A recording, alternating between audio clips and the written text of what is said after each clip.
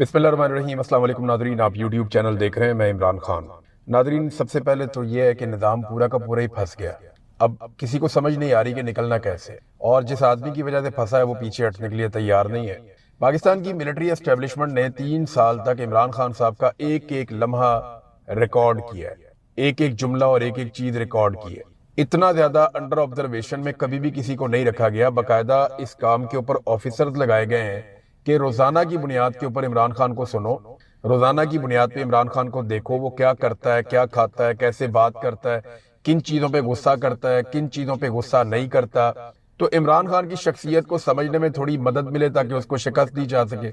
लेकिन एक एक लम्हा रिकॉर्ड करने के बावजूद, सारे तजर्बे करने के बावजूद, अपनी एक्सपर्टीज इस्तेमाल करने के बावजूद, निजाम को जो वाहिद बात समझ में आई वो ये है कि ये आदमी समझ से बाहर है, ये आउट ऑफ सिलेबस आ गया ये आदमी, और ये अब क्या करेगा, किस तरह करेगा, आप इसको प्रिडिक्ट नहीं कर सकते। आसाब की लड़ाई में मैंने आपको आज से 3 साल पहले, 4 साल पहले कहा था कि जब भी कभी पाकिस्तान की एस्टेब्लिशमेंट आसाब की लड़ाई इमरान खान से लड़ेगी, 100 में से 100 मरतबा इमरान खान जीतेगा। वो आसाब की लड़ाई में इनसे कभी नहीं हारेगा, उसके आसाब बहुत मजबूत हैं। और ये बात पाकिस्तान में ये सिर्फ मिलिट्री जर्नैलों को समझ नहीं आएगी, ये दुनिया भर में जिन लोगों ने इमरान खान से पहले मुकाबला किया वो भी इस बात को जानते हैं और इस बात की गवाही देते हैं। दुनिया के बेहतरीन स्पोर्ट्समैन कहते हैं कि हमने इस जैसे मजबूत आसाब का आदमी नहीं देखा।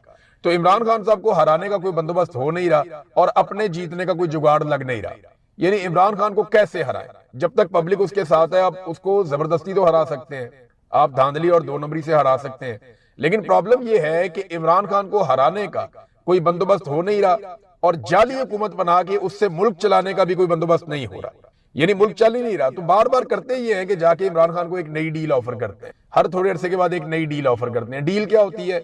हर मर्तबा कहते हैं जी आप इतना अरसा चुप रह जाएं, आप इतना अरसा साइड पे चले जाएं, आप इतना अरसा इंतजार कर लें, फिर इलेक्शन आ जाएगा, आप हमारी ये वाली बात मान लें, आप हमारी वो वाली बात मान लें। देखिए, रास्ता निकालने के लिए तो इमरान खान रास्ता निकालेगा। वो एक सियासतदान है, कोई रैम्बो फिल्म नहीं चल रही यहाँ पे, वो कमांडो एक्शन फिल्म नहीं चल रही। वो एक सियासतदान है, वो सियासी तरीके से मसले का हल निकालेगा। इमरान खान को रॉकेट लॉन्चर लेकर जेल में नहीं बैठे हुए, ना इमरान खान ने बाहर आके कोई एटम बम का बटन दबा देना है, या ना इमरान खान ने कभी क्लाशनकोफ लेके, वो अच्छी तरह मुझे याद है इमरान खान साहब ने ये बात हमें एक मरतबा से ज्यादा मरतबा बताई, और ये शायद आपने कभी सुनी भी होगी कि कराची में जब बहुत सारी मुसल्ला जमातें होती थी और पाकिस्तान तहरीक इंसाफ एकदम कराची में ऊपर जा रही थी, तो इमरान खान साहब को यह मशवरा दिया गया और बार बार दिया गया कि हमें भी अपने कुछ मुसल्ला लोग रखने चाहिए, कराची में अब सर्वाइव ही नहीं कर सकते। तो इमरान खान ने कहा था कि अगर हमने मुसल्ला विंग बना लिया तो हम कराची को कभी आजाद नहीं करवा पाएंगे। वो इस बात में मानता ही नहीं है हथियारों में, वो इस बात में मानता ही नहीं। हाँ, वो स्ट्रगल के अंदर मानता है, जिद्दोजहद के अंदर मानता है, जमहूरियत में और बातचीत में मानता है। तो इमरान खान ने तो बाहर आके भी टेबल पे बैठना है, कोई उसने बंदूक तो चलानी नहीं। अब टेबल पे बैठने के लिए मिलिट्री एस्टेब्लिशमेंट के पास ना ये इमरान खान को फेस कर सकते हैं, ना उसकी आंखों में आंखें डालकर देख सकते हैं। ये इमरान खान तो बहुत दूर की बात है, और बहुत सारे लोग हैं, हसन न्याजी की आंखों में आंखें डालकर नहीं देख सकते, यास्मीन राशिद का सामना नहीं कर सकते, ये सनम जावेद का सामना नहीं कर सकते। मैं एक आम सा आदमी हूं, मेरी आंखों में आंखें डाल के इनमें से कोई भी नहीं देख सकता, जितना मर्जी बड़ा ऑफिसर हो। क्या करेगा? शर्मिंदा होगा और क्या होगा। तो इमरान खान ने इनको दीवार के साथ लगा दिया। अब ये उसको डील देते हैं बार बार कि किसी तरह को डील मिल जाए जिससे हमें फेस सेविंग मिल जाए। इमरान खान उसके ऊपर मानने को तैयार नहीं है। अब रास्ते सिर्फ 2 बचे हैं हमारे पास, पाकिस्तान के पास सिर्फ 2 रास्ते बचे हैं। नंबर 1 ये है कि या तो एस्टेब्लिशमेंट तौबा कर ले और पाकिस्तान में नए इलेक्शन करवाए और पाकिस्तान को नॉर्मल मुल्क की तरह चलने दे, और जो जाली निजाम बनाया हुआ है उसको सहारा देना बंद कर दे। एक तो तरीका ये है। दूसरा तरीका यह है कि अवाम बाहर आए और सूरत हाल को अपने कंट्रोल में ले ले, और यही सारा कुछ एस्टेब्लिशमेंट से जबरदस्ती करवा ले कि जनाब पीछे हट जाए, आपका कोई ताल्लुक नहीं है, आप जाली निजाम को सहारा नहीं दे सकते, और इलेक्शन होने दें, पाकिस्तान में नया इलेक्शन करवाया जाए और आप तौबा ताइब करके साइड में हो जाए। आज के बाद आपने सियासत में रोल प्ले नहीं करना। तो यही रास्ता रह गया। इमरान खान के बारे में क्योंकि बात हो रही है, तो इमरान खान की बहन अलीमा खानम का जो स्टेटमेंट है वो आज सुबह से वायरल है, और वो इमरान खान साहब के हवाले से। और इमरान खान ने जेल से पैगाम भेजा कि मेरी बहनों से कहो मेरे लिए आवाज उठाए, मुझे नजर नहीं आ रहा। अब ये जो इमरान खान की एक आंख का इशू है, ये बहुत बढ़ता जा रहा है। मैं देखें, ना आप जानते हैं, ना मैं जानता हूं, ना इमरान खान की बहनें जानती हैं। ये सिर्फ सरकार जानती है कि उन्होंने इमरान खान के साथ किया क्या है। इमरान खान की आंख कितना काम कर रही है, इसके लिए सोर्सेज से आने वाली खबर हमें बताती है। हुकूमत खुद कह चुकी है कि उनकी 85% आई साइट खत्म हो चुकी है। ये हुकूमत का अपना दावा। اب اس سے زیادہ اگر اور ختم ہو گئی ہے تو پھر تو وہ دیکھنا 85-15% ہوتا کیا ہے؟ کچھ بھی نہیں. آپ 15% دیکھنے کی کوشش کریں, 15% کا ویژن کچھ بھی نہیں ہوتا. آپ سامنے کھڑے ہوئے آدمی کو پہچان نہیں سکتے. تو عمران خان صاحب کہہ رہے ہیں کہ مجھے نظر نہیں آ رہا, میری بہنوں سے کہو میرے لیے آواز اٹھائیں. جو ڈاکٹرز آئے ہیں میں ان سے مطمئن نہیں ہوں, جو چیک کرنے کے لیے آتے ہیں عمران خان صاحب کو, انہوں نے کہا میں ان سے مطمئن نہیں ہوں. ڈاکٹر عاصم یوسف اور ڈاکٹر فیصل سلطان, ان سے کہا جائے کہ میری بلڈ ٹیسٹ رپورٹس چیک کریں. یہ علیمہ خانم نے ٹویٹ کر کے عمران خان صاحب کے حوالے سے بتایا. ناظرین ایک بڑی پازیٹیو چیز ہوئی ہے. دیکھیں جب نیگیٹو تھی تو میں نے اس کو نیگیٹو بتایا تھا, جب پازیٹیو ہے تو پھر میرا کام ہے کہ میں یہ بھی بتاؤں کہ اب وہ چیز ٹھیک ہوئی ہے. شفیع اللہ جان نے ایک سٹیٹمنٹ دیا, انہوں نے کہا کہ ہم نون لیگ سے ڈبل ظلم کریں گے, ہم ان سے انتقام لیں گے. میں نے اس سٹیٹمنٹ کے اوپر وی لاگ کیا اور میں نے اس کی مذمت کی کہ اگر آپ نے بھی آ کر بدلہ لینا ہے اور انتقامی سیاست کرنی ہے تو پھر تو یہ سارا کچھ کرنے کا فائدہ ہی کوئی نہیں. پاکستان میں کسی کو کسی سے انتقام نہیں لینا چاہیے, رول آف لا ہونا چاہیے. جمہوریت بہترین انتقام ہے, بے نظیر بھٹو نے بات ٹھیک کہی تھی. جو اصل میں بات ہے وہ تو پیپلز پارٹی نے تو جمہوریت کبھی دیکھی ہی نہیں. بے نظیر بھٹو کے بعد ان کو تو پتہ ہی نہیں ہے, زرداریوں کا قبضہ ہو گیا پارٹی کے اوپر. انہوں نے بے نظیر کا سٹیٹمنٹ لے کے تو گیم اٹھا دی. بے نظیر نے کہا تھا کہ جمہوریت جو ہے وہ بہترین انتقام ہے, اور اگر آپ رول آف لا لے کر آئے پاکستان میں تو ہر ظالم سے انصاف ہو جائے گا. رول آف لا لانے کی بات کرنی چاہیے, انصاف کی بات کرنی چاہیے, احتساب کی بات کرنی چاہیے, غلط کو غلط کہنا چاہیے. جب آپ ان چیزوں کی بات کریں گے نا تو آٹومیٹکلی ان ساروں کا احتساب ہو جائے گا, بجائے اس کے کہ آپ کہیں کہ ہم بدلہ لیں گے. تو اچھی بات یہ ہے کہ شفیع اللہ جان نے انتقامی کارروائیوں کے اپنے بیان کی تردید کر دی ہے, اور وہ بیان ان کا ایک رد عمل کے طور پہ تھا. ان کا یہ کہنا ہے کہ جیسے ہمارے اوپر ظلم ہو رہا ہے تو کبھی کبھی اس طرح کا بیان ہم رد عمل کے طور پہ دیتے ہیں. تو یہ بڑی اچھی بات ہے کہ فوری طور پہ نہ صرف انہوں نے اس بات کا ادراک کیا کہ جو سٹیٹمنٹ میں نے دیا وہ سٹیٹمنٹ غلط ہے, اور یہ اصول بھی غلط ہے. اگر آج ایک بدلہ لے رہا ہے, کل دوسرا لے گا, پرسوں تیسرا لے گا, تو ملٹری اسٹیبلشمنٹ کے لیے تو بڑا آسان رہے گا. یہ جرنیل آپ کے سروں کے اوپر ہمیشہ اپنے جوتے رکھ کے مسلط رہیں گے.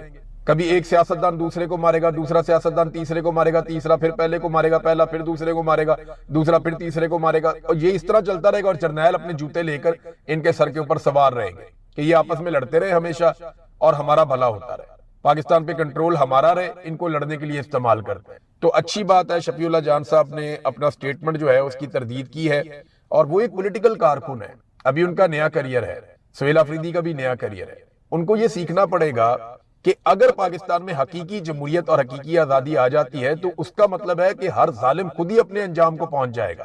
ہاں اگر کبھی دھمکی لگانے کو بہت ہی زیادہ دل کرے تو پاکستان کی ملٹری اسٹیبلشمنٹ کو اور ڈکٹیٹرز کو اور ان کے طرز عمل کو دھمکی لگائیں. آپ کہیں کہ یہ لوگ فراڈ ہیں, آپ کہیں کہ انہوں نے ملک پہ قبضہ کیا ہوا, آپ کہیں کہ ہم ان سے قبضہ چھڑائیں گے اور ان کو کٹہرے میں لا کر کھڑا کریں گے, ہر ڈکٹیٹر کی قبر کا ٹرائل ہم کریں گے, یہ آپ کہیں سننے میں بھی بہت اچھا لگتا ہے, اور اگر کبھی یہ آپ کر پائیں تو یہ تو بہت ہی اچھی بات ہے. ناظرین حفیظ اللہ نیازی صاحب کا بھی پرابلم ملتا جلتا ہی ہے. ایک بڑے اچھے لکھاری ہیں, ایک بڑے اچھے والد بھی ہیں. وہ حسان نیازی سے میری اکثر بات ہوتی تھی تو وہ اپنے والد کو بہت اونچی جگہ پہ ہمیشہ ریٹ کرتا ہے. مجھے یاد ہے آج بھی مالم جبہ میں میں ایک دن گیا فیملی کے ساتھ, تو وہاں پہ حسان نیازی, وہ بہت جنونی نوجوان ہے, تو اس کے ہاتھ لگ گئی وہ سکینگ کرنے والا وہ سسٹم ہوتا ہے, وہ جوتے شوتے ہوتے ہیں ان کے نیچے, وہ پلیٹس ہوتی ہیں ان کے ساتھ, یہ سکینگ کر رہے ہوتے ہیں, وہ سارا اکوپمنٹ اس کے پاس تھا. تو میں دیکھ رہا تھا کہ یہ کوئی 15ویں-16ویں دفعہ اوپر سے نیچے آ رہا تھا, بیچارہ پیدل چل کے اوپر جاتا تھا, وہ اتنی اوپر, وہاں سے پھر سکینگ کرتا ہوا نیچے آتا تھا. تو میرے پاس اچھا 1-2 دفعہ یہ گرا بھی بہت بری طرح, تو میں نے اس کو جا کے پکڑا, اس سے میری بات چیت ہوئی, تو کہتا ہے میرا تو خواہش ہے کہ میں ابا کو یہاں پہ لے کر آؤں. تو یہ اپنے والد سے بہت پیار کرتا ہے اور بڑی اچھی جگہ پہ ریٹ کرتا ہے کہ والد نے بڑی اچھی تربیت بھی کی ہے. بڑے اچھے لکھاری بھی ہیں حفیظ اللہ نیازی صاحب, بڑے اچھے انسان بھی ہیں, بڑے ملنسار بھی ہیں, لیکن ایک ان کا عجیب و غریب ہی طرز عمل ہے جو میں حیران ہوتا ہوں کہ ایک طرف وہ کہتے ہیں کہ اسٹیبلشمنٹ نے ان پہ بہت ظلم کیا, وہ یہ بتاتے ہیں بڑے باروب انداز میں, ایک سرکاری آفیسر نے جو ملازم ہے اس نے انہیں کہا کہ جاؤ جہاں تک بھاگنا بھاگو, نہ کوئی عدالت تمہارے بیٹے کا کیس سنے گی, اور اگر کوئی جج سنے گا تو وہ اس کو لٹکائے گا, تمہیں انصاف نہیں ملے گا, دوڑ لو جہاں تک دوڑنا ہے. تو حفیظ اللہ نیازی صاحب کہتے ہیں جی مجھے بڑی تکلیف ہوئی, انا للہ و انا الیہ راجعون بھی انہوں نے لکھا. ایک باپ کو واقعی تکلیف ہوتی ہے جب اس کو یہ کہہ دیا جائے اپنے بیٹے کو, چاہے وہ بے گناہ ہے, بچانے کے لیے تم نے جتنا بھاگنا ہے بھاگ لو, کوئی عدالت تمہیں انصاف نہیں دے گی, اور پھر ویسا ہی ہو, کئی مہینے گزر جائیں, سال گزر جائیں, ویسا ہی ہو, تو تکلیف تو ہوتی ہے. لیکن مجھے سمجھ نہیں آتی کہ اس نظام سے حفیظ اللہ نیازی صاحب شکوہ کرتے ہیں, اسی نظام کے بارے میں حفیظ اللہ نیازی صاحب کہتے ہیں کہ یہ ظلم کر رہا ہے, ظالمانہ نظام ہے, اور اس نظام کو جو شخص کنٹرول کر رہا ہے اس کی تعریفیں کرتے ہیں. فیلڈ مارشل عاصم منیر کی حفیظ اللہ نیازی صاحب نے کئی مرتبہ تعریفیں کر دی, حالانکہ وہ اس پورے نظام کو کنٹرول کر رہے ہیں. تو جو نظام کو کنٹرول کر رہا ہے جو ظلم کو ہینڈل کر رہا ہے، جہاں سے ظلم کا چشمہ پھوٹتا ہے، وہاں پہ آپ تعریفیں کر رہے ہیں، اور جو چھوٹے موٹے مورے ہیں ان کے بارے میں آپ نام لیے بغیر یہ کہہ دیتے ہیں۔ دیکھیں، میں ایک باپ کی مجبوری بھی سمجھتا ہوں، میری فیملی ان حالات سے گزری ہے، یہ بہت مشکل، بڑے کٹھن حالات ہوتے ہیں، اور بڑا صبر چاہیے ہوتا ہے، بڑا حوصلہ چاہیے ہوتا ہے۔ اب میں تو جبری طور پہ لاپتہ تھا، میرا تو پتہ ہی نہیں تھا کہ آنا یا نہیں آنا اس نے۔ میرے بارے میں تو خبریں بھی چلا دی، یہاں پہ بہت بڑے بڑے صحافی بیٹھے ہوئے ہیں نامور، جنہوں نے کہہ دیا جی کہ عمران ریاض جو ہے وہ دنیا میں نہیں رہا، مر گیا، تو ایسی خبریں بھی چلا دی گئی۔ تو بڑی تکلیف ہوتی ہے فیملی کو، ان کو تو چلے پتہ ہے کہ ان کا بیٹا کہاں پہ ہے، جیل میں بند ہے، کن حالات میں ہے، پہلے فوج نے رکھا ہوا تھا، ملٹری کورٹ نے اس کو سزا دی ہے۔ لیکن میں یہ سمجھتا ہوں کہ یہ کتنی بڑی تکلیف ہوتی ہے ایک باپ کے لیے۔ اللہ تعالیٰ آسانیاں پیدا کرے، لیکن ایک میری گزارش ہے کہ جو لوگ اس وقت ملٹری اسٹیبلشمنٹ کی تنقید کر رہے ہیں، ان سے لڑنا مناسب نہیں ہے۔ جو آپ نہیں کہہ پا رہے نا، جو آپ کے دل کے اندر ہے، جو تکلیف ہے آپ کے دل کے اندر، وہ یہ لوگ کہہ پا رہے ہیں۔ تو جو کہہ پا رہے ہیں، چاہے وہ پاکستان میں ہیں یا پاکستان کے باہر ہیں، ان کو تانے دینے سے بہتر ہے کہ انہیں ان کا کام کرنے دیں۔ میں جانتا ہوں آپ بھی وہی سارا کچھ کہنا چاہتے ہیں، لیکن پاکستان میں رہ کے، خاص طور پہ جب آپ کا بیٹا اپنا جیل کے اندر، اور جوان بیٹا ہے جس کے اوپر آپ نے ساری زندگی انویسٹمنٹ کی ہے، بڑی کوشش کی ہے، اور ایسا لائق بیٹا ہے آپ کا، تو کوئی باپ جو ہے، وہ کوئی باپ بھی ہوگا، وہ اسی صورتحال میں پہنچ جائے گا، لیکن کم سے کم جو لوگ بول رہے ہیں ان کو بولنے دیا جائے۔ اب ناظرین، ہماری جو گورننس کے پول ہیں نا پاکستان کے، وہ ہر دوسرے دن کھل جاتے ہیں۔ گورننس کے مزید پول بھی کھلے ہیں۔ میں آپ کو ایک چیز بتاتا ہوں، یہ 5 دن ہو گئے ہیں۔ کوٹ ادو ایک پنجاب کا علاقہ ہے، آپ سب اچھی طرح جانتے ہیں، میں وہاں بہت آتا جاتا رہا ہوں، میرے دوست بھی وہاں پہ رہتے ہیں کوٹ ادو میں، اور میں انہیں ملنے جاتا تھا۔ بڑے ہی شاندار لوگ ہیں کوٹ ادو کے، بڑے ڈاؤن ٹو ارتھ لوگ ہیں، بڑے اچھے طریقے سے ملتے ہیں، بڑے پیار سے ملتے ہیں، مجھے بہت اچھا لگتا تھا جب بھی میں وہاں جاتا تھا، بڑے مہمان نواز لوگ ہیں۔ تو کوٹ ادو میں ایک انسیڈنٹ ہوتا ہے، ایک شادی کے اوپر جا رہے ہوتے ہیں لوگ، اور ایک رکشہ پورے کا پورا وہ پل کے اوپر سے وہ گر جاتا ہے نہر میں۔ اب یہ جو نہر ہے نا، یہ مظفر گڑھ کینال ہے، یہ بڑی گہری نہر ہے، اس میں بہت زیادہ پانی بہتا ہے، بہت بڑی نہر ہے، بڑی گہری نہر ہے، اور اس سے باہر نکلنے کا راستہ بھی نہیں ہے، کیونکہ میں یہاں سے نا جب گاڑی میں خود ڈرائیو کرتا تھا تو میں دیکھتا تھا اس نہر کے دونوں کنارے پکے ہیں، تو اس سے باہر نکلنا اتنا آسان نہیں ہے۔ یہاں میرے پاس ویڈیوز ہیں، میں دیکھ رہا ہوں کہ اپنی مدد آپ کے تحت خواتین جو ہیں وہ لوگوں کو نکال رہی ہیں، ریسکیو کر رہی ہیں، یہ میں نے خود دیکھی ویڈیوز، میں نے خود تصاویر دیکھی ہیں۔ اور ایک رکشہ جو گرا ہے اس کے اندر 3 عورتیں تھیں، 20 معصوم بچے تھے، اور 3 مرد تھے۔ اب وہاں پہ جو نہر ہے اس کے گرد کوئی حفاظتی بندوبست ہی نہیں ہے، پورا رکشہ ہی اندر گر گیا۔ اچھا چلے، رکشہ گر گیا تو ریسکیو آ جانا چاہیے تھا، فوری طور پہ نہر کا پانی پیچھے سے بند ہو جانا چاہیے۔ نہر کا پانی بند ہو جاتا تو کم سے کم جو لاشیں ڈھونڈنا ہے وہ آسانی ہوتی، لوگ زندہ بھی بچ سکتے تھے۔ کچھ لوگوں کو زندہ نکال لیا گیا، اور تمام لوگوں کو جن کو زندہ نکالا گیا وہ مقامی افراد نے نکالا۔ ریسکیو والے جو ہے وہ کافی تاخیر کے ساتھ پہنچے، 6-7 لوگ ان کے آئے، ایک کشتی وہ 7 لے کر آئے، لیکن ایک بھی لاش ریسکیو والوں نے نہیں نکالی۔ جو لوگ وہاں پہ کام کر رہے تھے انہوں نے 12 لاشیں نکالی ہیں، جو مقامی لوگ ہیں انہوں نے خود نکالی اپنی مدد آپ کے تحت، بچوں کی لاشیں 12 لاشیں نکلی ہیں۔ 3 لاشوں کے بارے میں ابھی تک کچھ پتہ نہیں چل رہا، لاشیں مل ہی نہیں رہی۔ ایک لاش جو ہے وہ جائے وہ کنواں سے لگ بھگ کوئی 25 کلومیٹر دور جا کے ایک ہیڈ سے ملی ہے، اور ایک لاش جو ہے وہ بہتی جو ہے وہ رابطہ نہروں میں چلی گئی، اور وہاں سے ہوتی ہوئی وہ کھیتوں میں چلی گئی، کھیتوں سے جا کے ملی ہے۔ تو عجیب و غریب صورتحال ہے، یہ گورننس کی حالت ہے پنجاب میں۔ کوئی بھی بڑا ڈیزاسٹر جب بھی ہوتا ہے نا تو یہ ایکسپوز ہو جاتا ہے۔ روٹین کے چھوٹے موٹے معاملات میں بیوٹیفیکیشن پلانز یہ بناتے رہتے ہیں، یعنی ایک بازار ہے، وہاں پہ تاجروں سے پیسہ لے کے، تاجروں کا ہی پیسہ لگا کے، تو اس کی اچھی سی ڈیکوریشن کر کے، وہاں پھول بوٹے لگا کے، اور تھوڑا سا اس کو سجا کے، چوک شوک لگا کے اس کی تصویریں بنا لیتے ہیں، اور وہ تصویریں بنا کے جو ہے ان کو جاری کر دیتے ہیں، تو وہ کہتے ہیں جی بیوٹیفیکیشن ہو گئی ہے۔ تو اس کو گورننس نہیں کہتے، آپ کی گورننس کا پتہ چلتا ہے جب کوئی مشکل آتی ہے، جب کوئی مصیبت آتی ہے۔ پاکستان کا میڈیا یہ خبر بھی نہیں دے رہا۔ مقامی صحافیوں نے میرے سے رابطہ کیا اور انہوں نے کہا عمران صاحب آپ ہی یہ خبر دے دیں، پاکستان کا میڈیا تو اس خبر کو چلانے کے لیے تیار نہیں ہے۔ 12 گھنٹے کے بعد پانی بند کیا ہے انتظامیہ نے، اور جو ریسکیو کا عملہ باقاعدہ پہنچا بڑی تعداد میں، جب ریسکیو کے لوگ آئے تو وہ بہت دیر کے بعد آئے، جب تک کافی لاشیں نکال لی گئی تھی۔ اور آج 5 دن ہو گئے ہیں، 5ویں دن تک بھی جو اطلاع آئی وہ یہ کہ 3 لوگوں کی لاشیں ابھی تک وہاں سے پانی میں سے نہیں نکالی جا سکتی۔ یہ ہے جناب ہماری گورننس۔